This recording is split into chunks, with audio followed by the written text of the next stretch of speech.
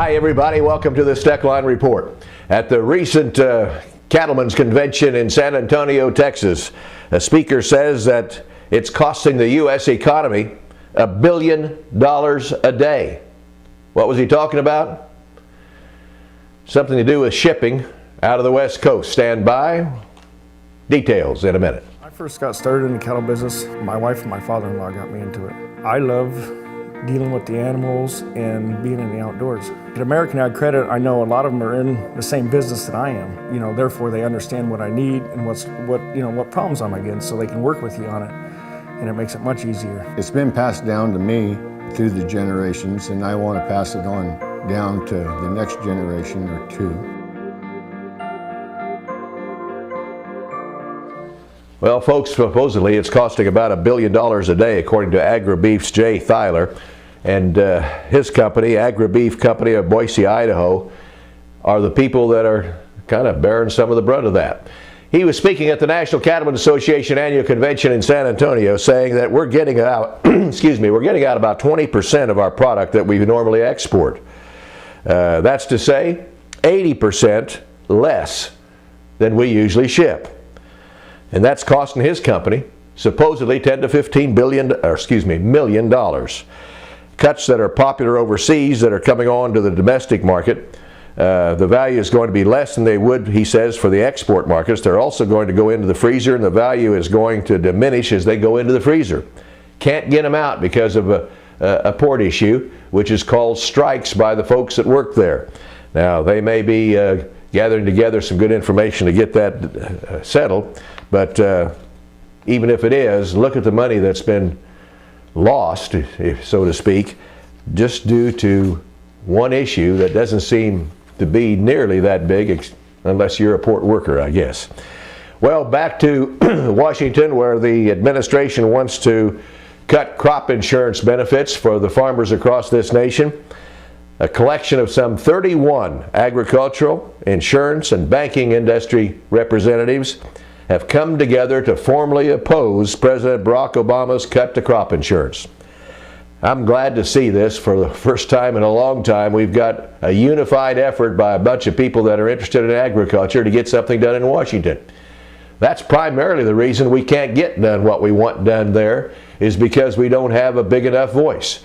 But boy, when you have this many people, and let me just give you an example. 31 groups: American Bankers, American Farm Bureau, American Insurance Association, the Sugar Alliance, the Sugar Beet People, Equipment Manufacturers, Independent Insurance Agencies, Association of Wheat Growers, Barley Growers, Corn Growers, Cotton Growers, Farmers Union, National Sorghum Producers, Sunflower Association, Peanut Farmers. In fact, I think it involves just about anybody that you can think of that's involved in agriculture, gathered together, wrote a letter, and said, hey, something wrong here. The administration proposal is not in favor with the House or the Agriculture Chairman over in the Senate, which is Pat Roberts. They're against it. But the farm groups want to help them, and boy, they should, and they did. The letter noted that the 2014 Farm Bill already reduced projected spending for USDA programs by $16.6 billion. Additionally, crop insurance has been contributing more than $1.2 billion a year towards reducing government spending since the 2008 Farm Bill, and therefore we strongly oppose, they say, the President's budget proposal to make crippling cuts to crop insurance. They said the 2014 Farm Bill is centered on risk management. Farmers spend approximately $4 billion a year to buy crop insurance policies. It protects farms at the levels that they should be protected individually.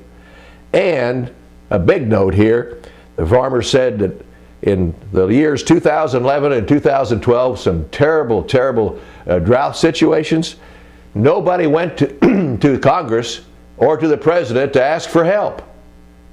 Remember when he had to do that every year when we had a problem? No, not these last 2 years, and they were big problems. Guess what solved that problem? It was called crop insurance. And so here now we've got a president that wants to nix it, or at least water it down to the point where a good number of farmers may not buy it because they can't afford it. And so, good effort. My hat's off to all these organizations that sent that letter. I hope I hope somebody listens to it. Tom Vilsack is one that should. He represents the farmers and the ag industry of this country. But guess what? He works for the old boy that's proposing it. Kind of a dead issue, I think. The administrator of the Risk Management Association did want to clarify the Secretary's comments when the Secretary said that the industry was making 14 to 15% on return, and the administration wants it down to 12. That is not necessarily true, according to the insurance industry. And so they've got some figures to back that up, and they're kind of telling the Secretary of Agriculture what the real story is. Let's hope he believes it. In any event, that's what's going on in the world of agriculture. More later, right here on the Steckline Report. Stay tuned.